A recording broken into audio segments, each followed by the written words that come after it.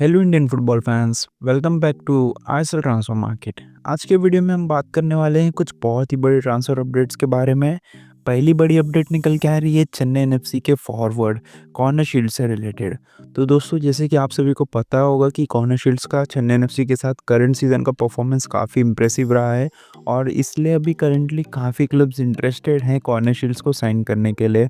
और अभी जहाँ तक न्यूज़ निकल के आ रही है वो ये है कि बेंगलुरु एफसी, केरला ब्लास्टर्स और ईस्ट बंगाल एफसी, ये तीनों क्लब ने ऑफर प्लेस किया है कॉर्नर शील्ड्स के लिए। और जहाँ तक मैं आप सभी को ये भी बता दूं कि चेन्नई एफसी भी उनका कॉन्ट्रैक्ट एक्सटेंड करने की कोशिश कर रही है। और सुनने में आ रहा है कि मुंबई सिटी एफसी और मोहन बगान सुपर जायंट्स, ये दोनों क्लब्स को भी फॉरेन फॉरवर्ड की ज़रूरत है, तो ये दोनों क्लब भी इंटरेस्ट दिखा सकती हैं कॉर्नर शील्ड्स को साइन करने के लिए। हालांकि ये दोनों क्लब्स के प्राइमरी टारगेट शायद से कॉर्नर शील्ड्स हैं नहीं, क्योंकि ये दोनों क्लब्स ने अभी तक कोई भी ऑफ़र प्लेस नहीं किया है कॉर्नर शील्ड्स के लिए। और सुनने में आ रहा है कि कुछ स्कॉटिश क्लब भी हैं जो कि इंटरेस्टेड हैं कॉर्नर शील्ड्स को साइन करने के लिए। अगली बड़ी अपडेट निकल के आ रही है मुंबई सिटी एफसी के फॉर्मर कोच डेस बकिंगम से रिलेटेड। तो दोस्तों, जैसे कि आप सभी को पता होगा कि Des Buckingham one of the finest coach हैं जिन्होंने आईएसएल के क्लब को मैनेज किया है। और उन्होंने जब प्रीवियसली मुंबई सिटी एफसी को मैनेज किया था तो उनका परफॉर्मेंस काफ़ी अच्छा था। उन्होंने शील्ड और आईएसएल कप ये दोनों सिंगल सीज़न में जीता था, जो कि अभी तक किसी भी मैनेजर ने नहीं किया है।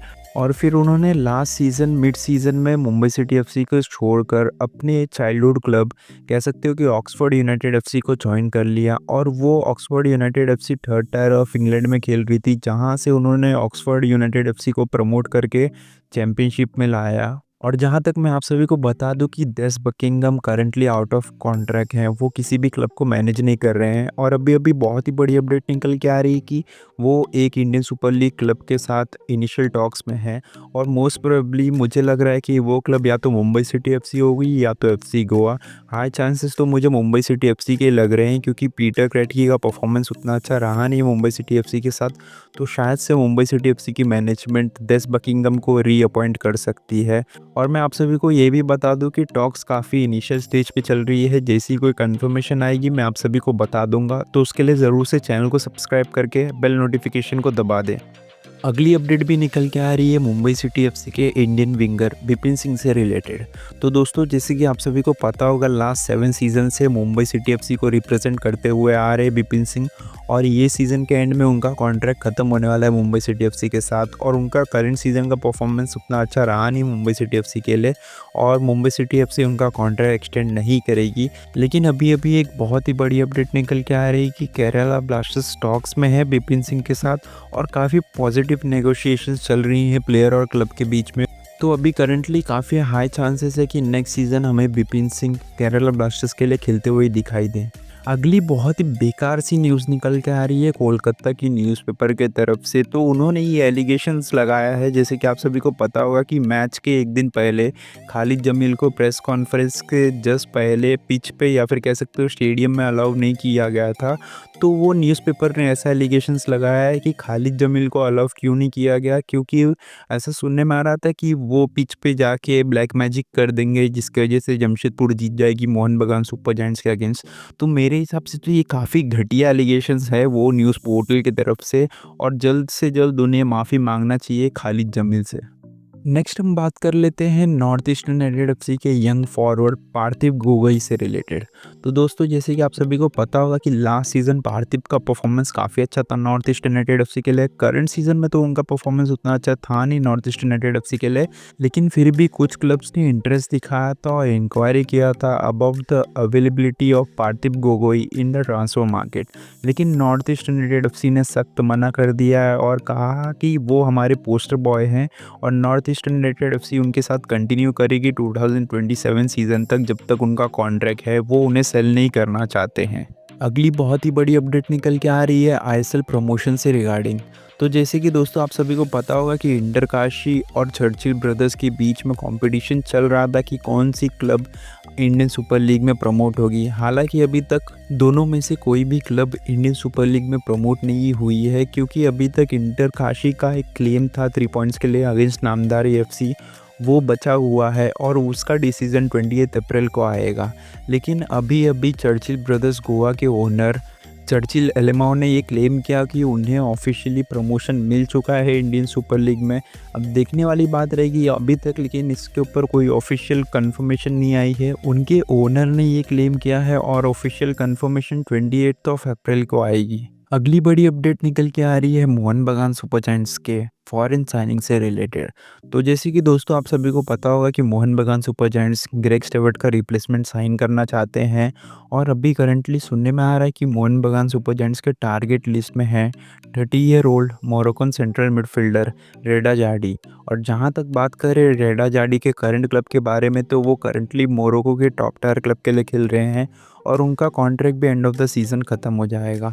तो मुझे ये पर्सनली लगता है कि ये काफ़ी डिसेंट साइनिंग होगी मोहन बगान सुपर जायंट्स के लिए, क्योंकि रेडा जाडी मल्टीपल पोजीशंस में खेल सकते हैं मिडफील्ड में। वो as a attacking midfielder, central midfielder, defensive midfielder, तीनों ही पोजीशंस पे खेल सकते हैं। तो ये काफ़ी अच्छी साइनिंग होगी मोहन बगान सुपर जायंट्स के लिए, क्योंकि मोहन बगान सुपर जायंट्स को ऐसा ही मिडफील्डर चाहिए जो कि मिडफील्ड में हर पोजीशंस पे खेल सके।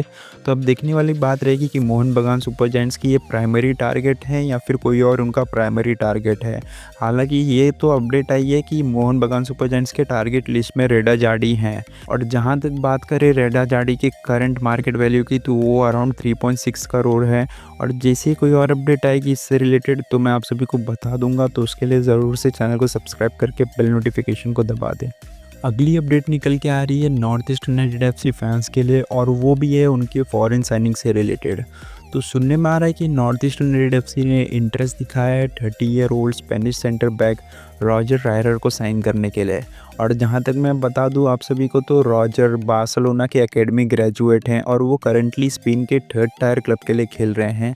तो मेरे हिसाब से तो ये काफ़ी एक डिसेंट साइनिंग होगी, क्योंकि करंटली जो नॉर्थ ईस्ट यूनाइटेड एफसी के स्पेनिश सेंटर बैक हैं मिकेल ज़ेबेको, उनका भी contract end of the season ख़त्म होने वाला है नॉर्थ ईस्ट यूनाइटेड एफसी के साथ, और वो करंटली 36 ईयर्स ओल्ड हैं। तो कह सकते हो कि रॉजर एक यंगर और बेटर वर्जन हो सकते हैं ज़ेबेको की। हालांकि इसके ऊपर अभी तक कोई कंफर्मेशन नहीं आई है, ये एक र्यूमर अपडेट है, और मुझे पर्सनली ऐसा लग रहा है कि काफ़ी हाई चांसेस है कि Roger north east united FC के लिए साइन करेंगे। अगली बड़ी अपडेट निकल के आ रही है अहमद जाओ से रिलेटेड। तो जैसे कि दोस्तों आप सभी को पता ही होगा कि जाहू ने मिड सीज़न ओडिशा एफसी को छोड़ दिया था। हालांकि 2 मंथ्स अभी तक उनके कॉन्ट्रैक्ट में बचे थे, फिर भी उन्होंने क्लब को छोड़ दिया था मिड सीज़न। अब भी करंटली अपडेट निकल के आ रही है कि उन्होंने अपने प्लेइंग करियर से रिटायरमेंट ले लिया है, और अब अहमद जाहू मोरक्को के क्लब अमाल अल अरोई को मैनेज करेंगे। अगली अपडेट निकल के आ रही है मोहम्मदन एचसी के 27 year old right back Vanlalzuidika से रिलेटेड। तो दोस्तों जैसे कि आप सभी को पता होगा कि जूदिका का परफॉर्मेंस काफ़ी इंप्रेसिव था मोहम्मदन एचसी के लिए, और अभी करंटली अपडेट निकल के आ रही है कि ईस्ट बंगाल एफसी के मैनेजमेंट ने इंटरेस्ट दिखाया है जूदिका को नेक्स्ट सीज़न साइन करने के लिए। क्योंकि जैसे कि आप सभी को पता होगा कि ईस्ट बंगाल एफसी के पास उतने फुल बैक्स के ऑप्शन नहीं थे, खास करके राइट बैक, क्योंकि कभी कभी लाल चुंग नुंगा जो कि एज ए सेंटर बैक हैं वो राइट बैक खेलते थे। तो वो चाहते हैं कि नेक्स्ट सीज़न उनके पास एक प्रॉपर राइट बैक हो जो उनको डिफेंसिवली और अटैकिंगली भी हेल्प कर सके। और जहाँ तक मैं बता दूं कि जूदिका का कॉन्ट्रैक्ट मोहम्मदन एचसी के साथ 2026 सीज़न तक है। अब देखने वाली बात रहेगी कि ईस्ट बंगाल एफसी को जूदिका को साइन करने के लिए कितना ट्रांसफ़र फ़ी देना पड़ेगा। तो दोस्तों आज के लिए इतना ही। वीडियो अच्छी लगी तो वीडियो को लाइक करें, चैनल पर नए हो तो सब्सक्राइब करके बेल नोटिफिकेशन को ज़रूर से दबा दें। मिलते हैं अगली वीडियो में, तब तक के लिए जय हिंद।